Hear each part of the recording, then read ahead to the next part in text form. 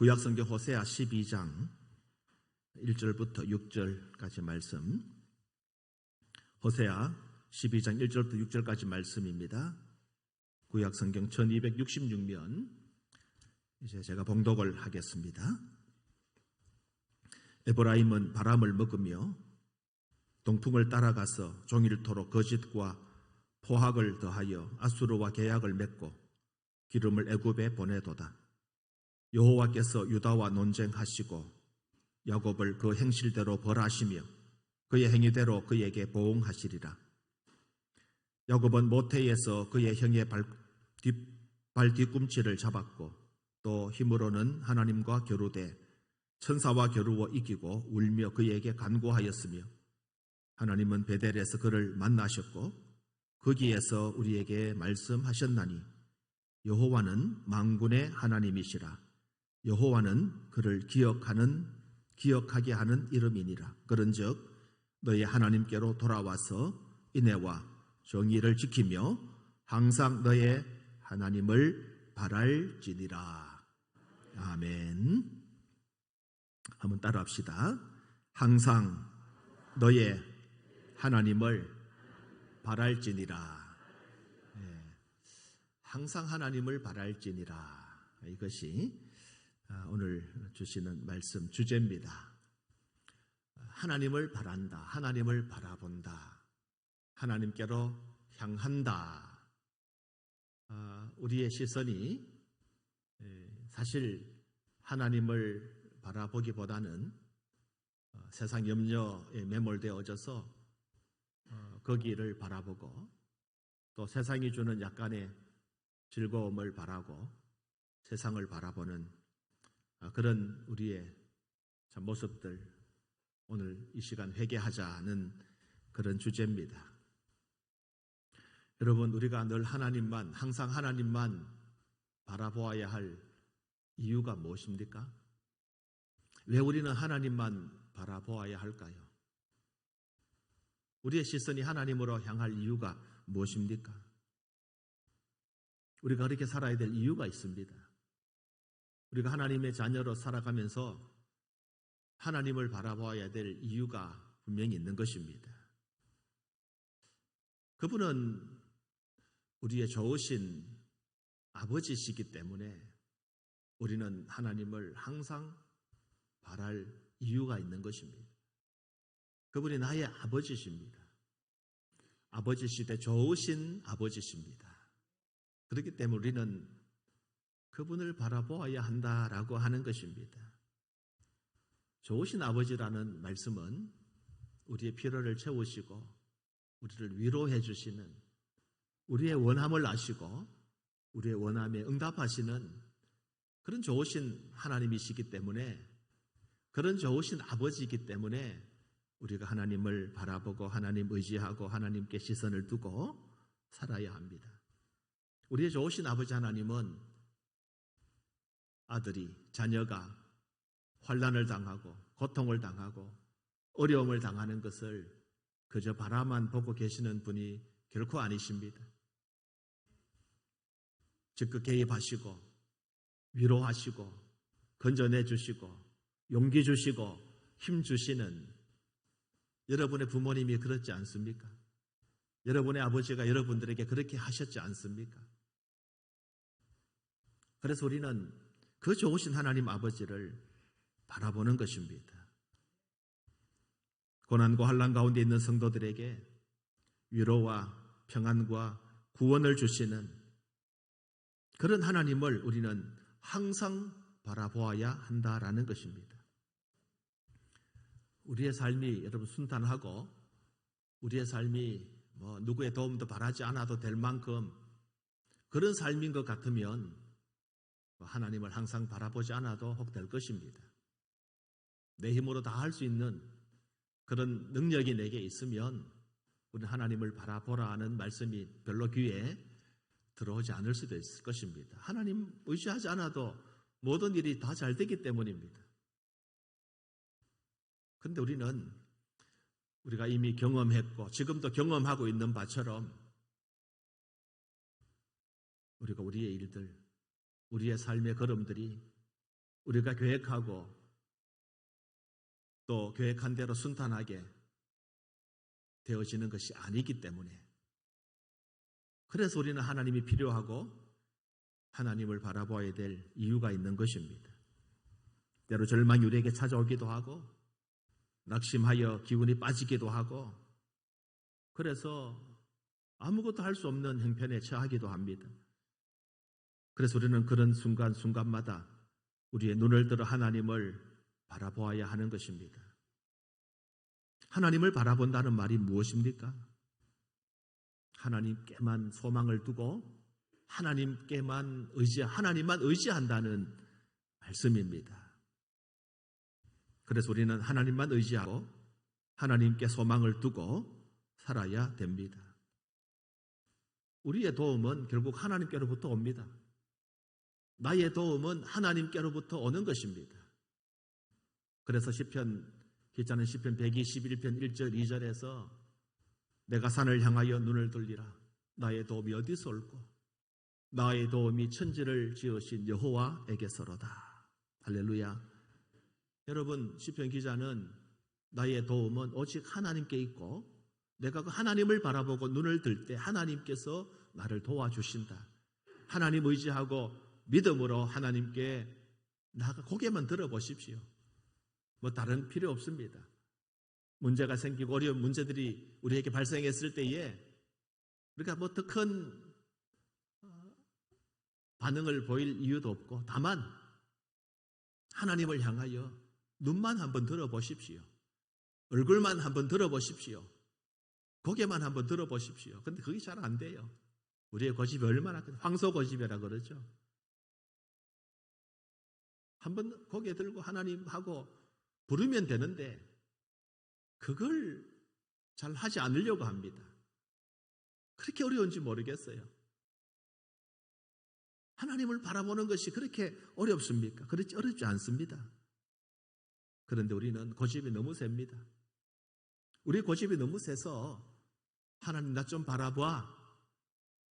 얘야 날 좀 바라봐. 끊임없이 말씀하고 요구하심에도 우리는 고개를 들지 않고 목을 뻣뻣이 해서 하나님을 바라보지 않습니다. 우리의 삶에는 수많은 위기가 찾아옵니다. 수많은 어려움들도 찾아옵니다. 그것이 대부분 돌아보면 그 어려운 문제들, 그 위기 왜 일어났을까? 돌아보면 다 내 탓이에요. 나의 문제입니다. 내 때문입니다. 누구를 탓할 이유가 없습니다. 누구를 핑계할 이유가 없습니다. 너 때문이 아니고 바로 나 때문이다. 우리의 모든 문제의 근원은 상대방 누구 때문이 아니라 결국 내 자신 때문입니다. 나 때문입니다. 나의 문제입니다. 자신의 잘못 때문에 일어난 문제들입니다. 대부분 그렇습니다. 그러나 어떤 경우에는 하나님께서 우리를 연단시키기 위해서, 우리를 단련시키기 위해서, 그래서 우리를 더 성장 혹은 성숙시키기 위해서 하나님께서 우리에게 주시는 고난도 있습니다. 그렇지 않아요? 그런 고난들이 때로 있습니다. 우리가 믿음으로 살았습니다.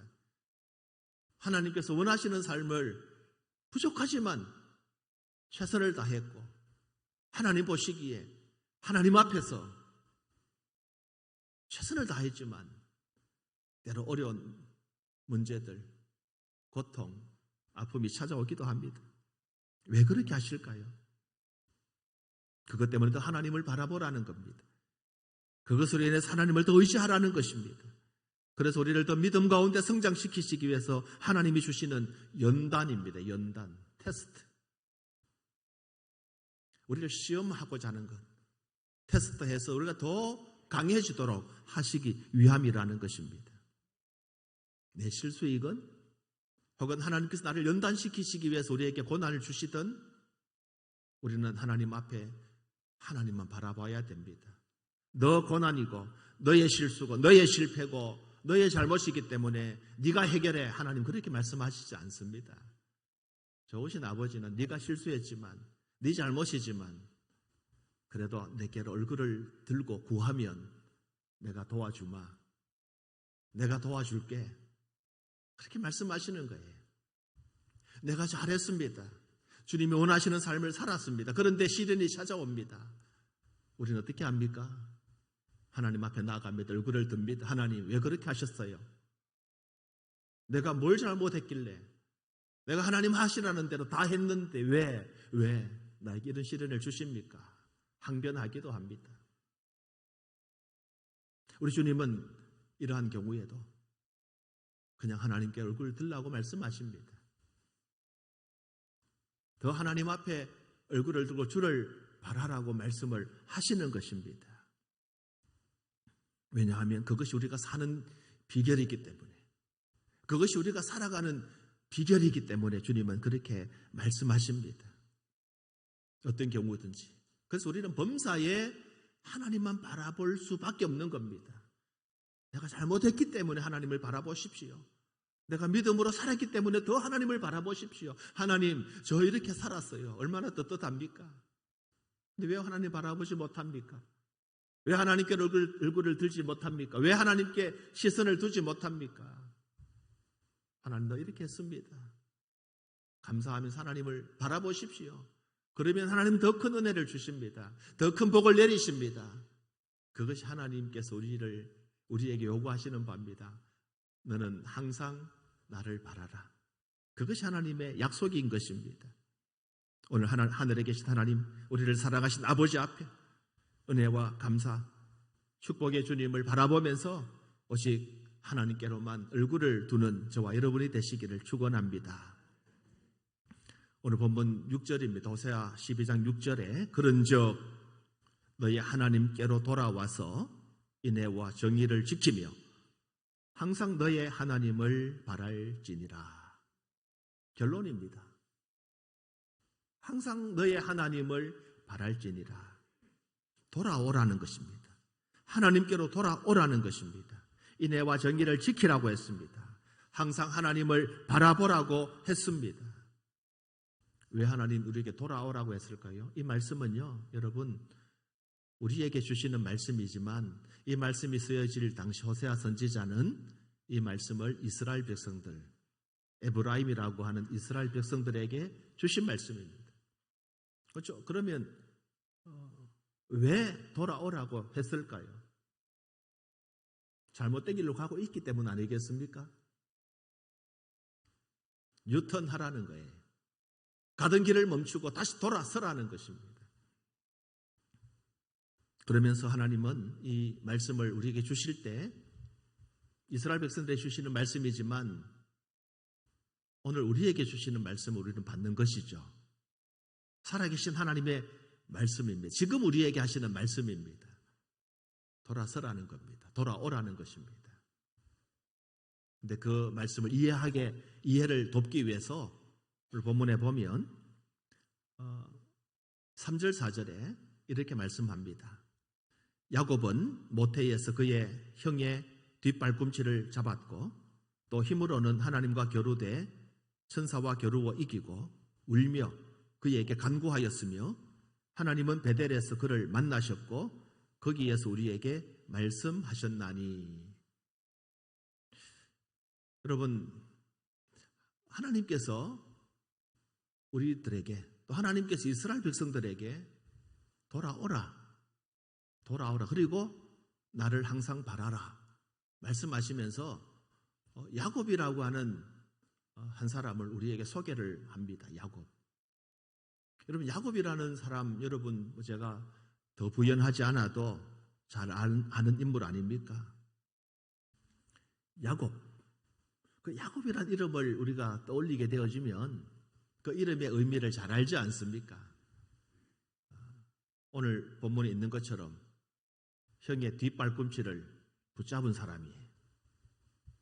형의 뒷발꿈치를 붙잡았습니다. 야곱은 이삭의 아들입니다. 이삭이 리브가를 통해서 낳은 아들입니다. 리브가는 쌍둥이를 낳았습니다. 형은 에서입니다. 온몸이 붉다. 그래서 에서 그랬습니다. 그리고 야곱입니다. 야곱은 형의 뒷발꿈치를 잡았다 하는 뜻이에요. 상동입니다. 어머니 태중에서 같이 자랐다가 형 에서가 먼저 나가는 것을 시기해서 자기가 먼저 형이 되고 싶은, 그래서 형의 뒷발꿈치를 붙잡고 나가지 못하게 했던 그런 참 간사한 사람의 대표적인 이름이 야곱 아닙니까? 간사하다. 그래서 야곱이라는 말은 간사하다라는 뜻입니다. 그는 이름 그대로 젊은 시절 잔꾀를 가지고 간사하게 살았어요. 대표적인 사건은 자기 형이 받아야 될 장자의 그 복을 팥죽 한 그릇에 아버지를 속여가지고 그 형의 장자권을 빼앗았지 않습니까? 대표적인 잔꾀, 간사한 삶의 대표적인 모습이죠. 여러분, 야곱은 청년 시절 또 젊은 시절 이렇게 보냈습니다. 그런데 야곱은 이제 시간이 지나고 나이가 많아지고 노년이 되어졌을 때 하나님께로부터 복을 받았습니다. 그의 행위를 보면, 그의 젊은 시절의 그의 삶을 보면 그는 저주를 받아야 되고 죄를 지었기 때문에 죄값을 치러야 되지만 야곱은요, 하나님의 큰 복을 받습니다. 그 복을 받은 비결이 뭘까요? 야곱이 하나님 앞에 철저하게 축복의 사람이 될 수 있었던 이유는 그가 하나님을 바라보았기 때문입니다. 하나님을 바라본다는 것은 철저한 회개를 동반합니다. 하나님 앞에 회개하고 지난날의 잘못, 하나님 앞에 범죄함, 돌아온다는 것은 회개하는 것입니다. 이게 동반이 되어져야 됩니다. 그래야 하나님의 복을 받습니다. 돌아와서 뉘우치는 것이 회개입니다. 그냥 뉘우치는 것이 아니라 그 자리를 돌아서서 다시 돌아오는 것입니다. 그리고 하나님을 바라보는 것입니다. 하나님은요, 누구에게 관심이 있을까요? 하나님의 최대의 관심은 이스라엘 백성들입니다. 하나님의 최대의 관심은 이스라엘 백성 된 저와 여러분들입니다. 여러분, 우리는 하나님의 관심 속에 살아가고 있습니다. 좀 힘들고 어렵죠. 다른 사람들과 불신자들 비교해봐서 뭐 특별히 뛰어난 면도 별로 없어 보입니다. 그럼에도 불구하고 하나님은 지금 그분의 가장 큰 관심은 우리 한 사람 한 사람, 믿음으로 살아가는, 예수 안에 살아가는 우리 한 사람 한 사람을 하나님은 최고의 관심사로 두고 여러분 한 사람을 지금 바라보고 계시는 거예요. 우리가 주님을 바라봐야 한다 하지만 주님은 지금도 그분의 눈동자는 우리를 향하고 계시고 우리를 떠나가지 않고 계십니다. 우리를 지금도 바라보고 계십니다. 눈동자처럼 지켜주고 계시는 거예요. 하나님의 사랑과 관심 오롯이 우리에게 있습니다. 그럼에도 불구하고 이스라엘 백성도 어떻게 했습니까? 그럼에도 불구하고 야곱이 어떻게 했습니까? 하나님을 속이고 하나님께 불순종하고 말씀대로 살지 않았어요. 이스라엘 백성들은 온갖 음란과 교만, 하나님이 가장 싫어하는 우상숭배, 그런 삶을 살았던 거예요. 어떻게 하나님이 그들을 사랑할 수 있겠습니까? 하나님이 가장 싫어하는 우상숭배를 하고 있는 호세아서에 보면 고멜이 다른 남자와 연애해서 호세아를 떠나가지 않습니까? 남편이 있는데 남편을 두고 다른 사람을 사랑하여 연애했, 나아가 집을 나가버렸어요. 용서가 되겠습니까? 호세아는 이스라엘 백성, 하나님이시고 고멜은 이스라엘 백성들입니다. 하나님을 배신한 거예요. 남편을 버린 거예요. 그런데도 불구하고 돌아오라고 합니다. 돌아오라고 합니다. 이게 하나님의 사랑입니다. 이게 하나님의 은혜입니다. 하나님은 이스라엘 백성들에게 그 범죄한 이스라엘 백성들에게 다시 기회를 주시는 겁니다. 돌아오기만 하면, 다시 돌아오기만 하면 용서하시겠다고 하나님은 기회를 주고 계시는 겁니다. 자, 호세아 12장 본문 1절을 한번 보십시오. 에브라임은 바람을 먹으며 동풍을 따라가서 종일토록 거짓과 포악을 더하여 아수르와 계약을 맺고 기름을 애굽에 보내도다. 여기 에브라임은 앞서 말씀드린 것처럼 이스라엘을 말합니다. 이스라엘이 바람을 먹었다. 여러분 한번 숨을 한번 쉬어보십시다. 바람을 한번 먹어보십시오. 배부릅니까? 바람을 먹었더니 기분이 좋습니까? 시원하죠? 그럼 바람을 먹는다는 것이 무슨 의미가 있습니까? 아무리 먹어보십시오. 배부른가? 바람 아무리 먹어보십시오. 마셔보십시오. 배부릅니까? 바람을 먹는다는 말은 아무 의미가 없다는 거예요. 공허하다는 거, 공허. 그런데 에브라임이 바람을 먹었다는 거예요. 동풍을 따라갔다라고 말합니다. 바람을 먹고 동풍을 따라갔다는 것은 아무 의미 없는 일을 지금 하고 있는 거예요. 먹는 밥이 아깝다는 이 말입니다. 그것이 이스라엘 백성들의 모습입니다. 전도서 기자는 전도서 1장 14절에 내가 해 아래에서 행하는 모든 일을 보았노라. 보라, 모두 다 헛되어 바람을 잡으려는 것이로다. 우리가 하는 거 가만히 보니까 다 헛된 일이라는 거예요. 바람을 잡는 일, 잡아보십시오. 잡히는가? 먹어보십시오. 배가 부른가? 헛된 일, 아무 의미 없는 일. 이스라엘 백성들이 그 일을 하고 있는, 헛된 일을 하고 있는 거예요. 헛된 일을.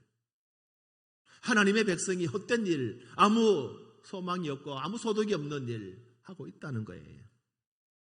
하나님만 섬기게 될 이스라엘 백성들이 지금 헛된 일을 하고 있는 겁니다. 앞서 호세아 8장 7절에는 그들이 바람을 심고 광풍을 거둘 것이라. 심은 것이 줄기가 없으며 이삭은 열매를 맺지 못할 것이며 혹시 맺을지라도 이방 사람이 삼키리라 그랬어요. 바람을 심는다 그랬어요. 심어 보십시오.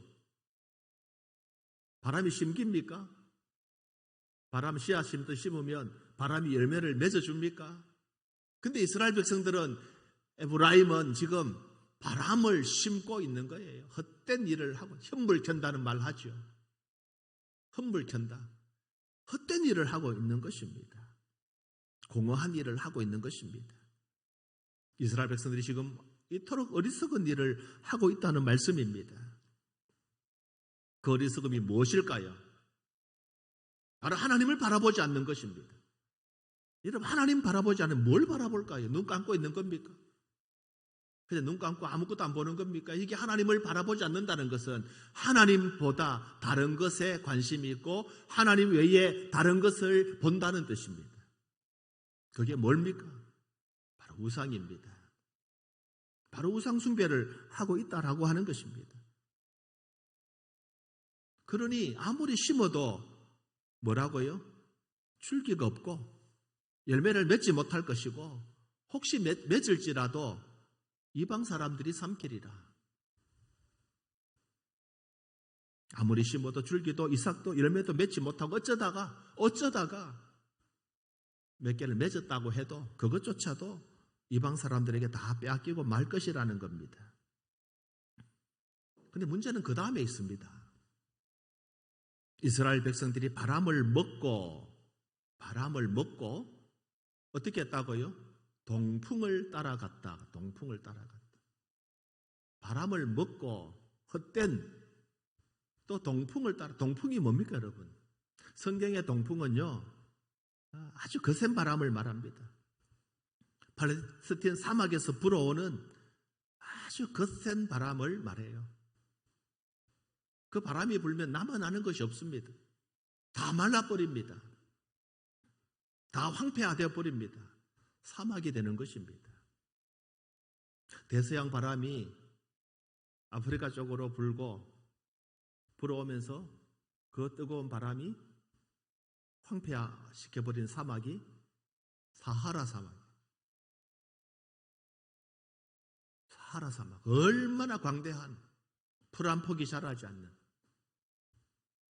동풍이 불면 이렇게 변합니다. 성경에서 말하는 동풍은 아주 무서운 광풍을 말합니다.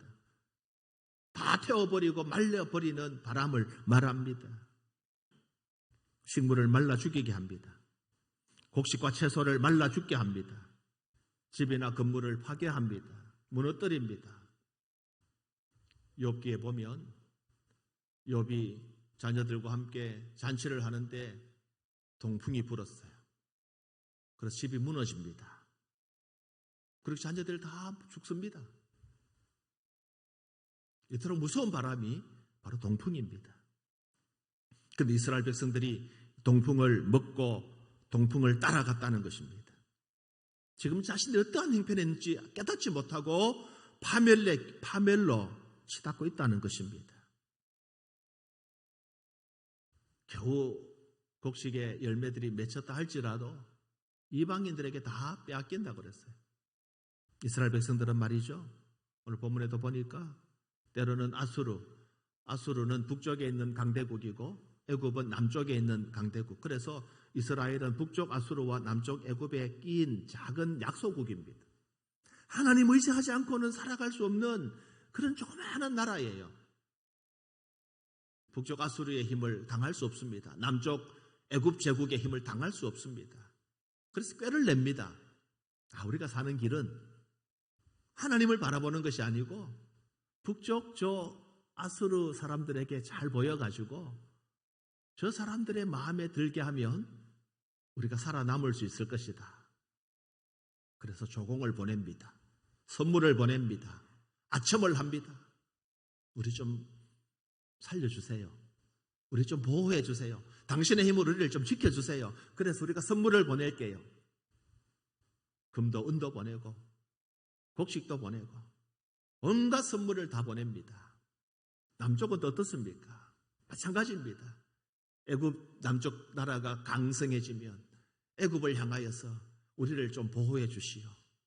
그래서 조공을 보내고 그들이 믿는 신을 섬기고 동맹을 맺고 어리석은 일들을 했다는 것입니다. 호세아 12장 2절입니다. 여호와께서 유다와 논쟁하시고 야곱을 그 행실대로 벌하시며 그 행위대로 그에게 보응하시리라.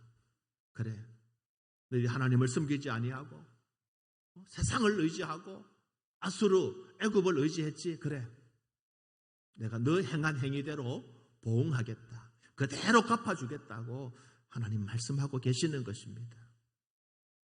여러분, 하나님의 본심이 뭘까요? 그래, 너 돌아오면, 내게로 오면 내가 너 정말 혼쭐을 내줄 거야. 이번 다시는 그런 생각하지 못하도록 내가 혼을 내주겠다. 그러니 빨리 와. 그런 뜻입니까? 아닙니다. 돌아와서 돌이키라는 거예요. 회개하라는 것입니다. 돌아오면 내가 용서해 줄 테니까 너 잘못했는 거 지금이라도 돌아오면 내가 용서해 주마. 그렇게 말씀하시는 것입니다. 이것이 바로 아버지의 마음입니다. 이것이 하나님, 좋으신 하나님의 마음이에요. 그래서 6절입니다. 오늘 본문 주께서 히브리서 12장 6절입니다. 주께서 그 사랑하시는 자를 어떻게 하시고요? 징계하시고 그가 받아들이시는 아들마다 뭘 한다고요? 채찍질 하신다. 징계하시고 채찍질 하신다. 사랑의 매를 대신다는 거예요. 잘못했는데도 잘했어 그렇게 하면 되겠습니까? 여러분 자녀들이 큰 잘못을 저질렀고 죄를 지었는데 그래 아무 문제 없어 괜찮아 그렇게 하시렵니까? 그건 사랑이 아니에요. 징계하셔야죠. 매를 채찍을 하셔야죠. 그리고 품어주셔야 되는 거예요. 그것이 진정한 사랑입니다. 잘못하고 죄를 지었는데도 그래 괜찮아 잘했어 그러면 죄를 키우는 겁니다. 그래 너 더 죄를 지어 그래 더 죄를 지어 그렇게 하고 마는 것입니다. 하나님 돌아오라고 하는 이유가 뭡니까? 그에 대한 징계와 채찍이 있습니다. 그를 바르게 하기 위해서입니다. 근데 많은 사람들이, 이스라엘 백성들이 그 징계가 무서워서, 그 채찍이 무서워서 주저합니다. 우리들도 마찬가지입니다. 그래서 주저하는 경우가 많아요. 돌아가고 싶은데 하나님의 징계, 채찍이 두렵고 겁이 나서 돌아가지 못할 때가 있습니다. 그러나 돌아가십시오. 하나님은 만약 아버지가 아들을 징계하지 아니하면 그는 참 아들이 아니라고 했고 사생자라고 했습니다. 하나님의 사랑이 있기 때문에, 그래서 하나님은 오늘 본문을 통해서도 이스라엘 백성들에게 아버지께로, 하나님께로 돌아오라, 이스라엘아, 에브라임아 돌아오라, 그러면서 야곱을 이야기한 거. 야곱도 그랬다. 야곱도 너희들처럼 그랬어. 더 간사해서 야곱은 더 죄를 지었어. 그러나 내가 용서했지 않느냐. 그가 하나님을 바라보고 주를 바라보니 내가 용서했지 않느냐. 그래서 야곱이 너희가 존경하는 너희의 조상들이 아니냐. 그래서 하나님은 떳떳하게 나는 야곱의 하나님이라고 말씀하지 않습니까? 아브라함의 하나님이시오, 이삭의 하나님이시오, 야곱의 하나님이시라. 왜요? 야곱이 하나님께로 돌아왔고 하나님이 그를 인정했기 때문입니다. 만약 야곱이 간사한 채로, 죄를 짓는 채로 그렇게 생을 마감했다고 하면 하나님은 부끄러워서 어떻게 내가 야곱의 하나님이라고 말했겠습니까? 나는 야곱의 하나님이라. 그것이 하나님의 사랑입니다. 오늘 지금도 하나님은 그래서 우리에게 돌아오라고, 그리고 하나님을 바라보라고 말씀하고 계시는 것입니다. 야곱은 하나님을 이기려 했던 사람입니다. 그러나 결국 그는 항복했습니다. 천사와 겨루어서 이기긴 했지만 그는 환도 복숭아뼈를 다치고 하나님 앞 항복했습니다. 무릎을 꿇었습니다. 주님, 간사했던 저, 내 의지하고 내 꾀를 의지했던 나 용서해 주십시오. 이제 하나님 바라봅니다. 그렇게 하나님 앞에 나아갔을 때 하나님은 야곱을 용서하셨고 야곱을 만나 주셨고 야곱을 복 주신 것입니다. 다시 3, 4절 보십시다. 야곱은 모태에서 그의 형의 발 뒤꿈치를 잡았고 또 힘으로는 하나님과 겨루되 천사와 겨루어 이기고 울며 그에게 간구하였으며 하나님은 베델에서 그를 만나셨고 거기에서 우리에게 말씀하셨다고 했습니다.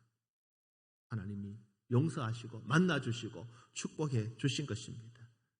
절망적인 죽음 앞에서 하나님은 그를 건져주시고 그를 축복하신 것입니다. 야곱이라는 간사한 이름이 이스라엘로 바뀐 것입니다. 할렐루야. 우리의 이름이 바뀌기를 원합니다. 야곱이었던 우리가 이스라엘로 바뀌시기를 축원합니다. 이스라엘은 하나님의 선민이었습니다. 하나님의 선택된 백성이었습니다. 그러나 앞서 말씀드린 것처럼 그들은 온갖 방법과 수단을 동원해서 하나님보다는 세상을, 아수르나 애굽을 의지했습니다. 그들과 동맹을 맺었습니다. 그들에게 은과 금을 보냈습니다. 기름을 보냈습니다. 환심을 샀습니다. 적을 막으려고 했습니다. 하나님 의지하지 않고 세상 의지했습니다. 하나님 섬기지 않고 두려움 없이 우상을 섬겼습니다. 그런 이스라엘 백성들을 향하여 돌아오라고 말씀합니다. 이제 여러분 돌아가십시다. 이제 하나님께로 돌이킵시다. 하나님만 바라보고 하나님만 의지하고 하나님께로 돌아오시기를 축원합니다. 우리 죄가 주홍같이 붉을지라도, 진홍같이 붉을지라도 흰눈같이 희게 해주실 것이라고 약속합니다. 먹보다도 더 검을지라도 우리 하나님께 우리의 죄를 흰눈보다도 더 양털보다도 희게 해주실 것이라고 약속하셨습니다. 지금 주님은, 우리 하나님은 밤마다 문 열어놓고 집 나간 아들을 기다리는 아버지의 심정으로 오늘 우리들을 기다리고 계십니다. 집 나간 아들이 돌아오기를 바라는 그 아버지의 마음으로 우리는 이제 집 나간 둘째 아들, 이른바 탕자, 이제 그 삶을 청산해야 합니다. 주께로 돌아가야 합니다. 우리는 시시때때로 위기를 만납니다. 낭패를 당합니다. 그래서 우리는 주님이 필요한 것입니다. 우리의 고난이 있습니다. 슬픔이 있습니다. 그래서 주님이 필요한 것입니다. 우리에게 아픔이 있습니다. 고통이 있습니다. 그래서 주님이 필요한 것입니다. 주님은 우리의 고통과 아픔과 슬픔과 고난, 낭패와 실패를 주님이 대신 져주시겠다고 약속하셨습니다. 그 주님이 대신 지시겠다고 약속하셨습니다. 맡기십시오.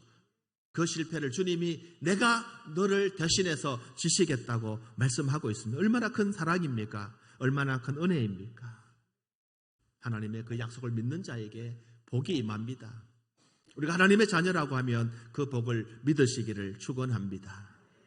이제 다시 본문 6절을 같이 읽겠습니다. 그런즉 너의 하나님께로 돌아와서 인애와 정의를 지키며 항상 너의 하나님을 바랄지니라. 아멘.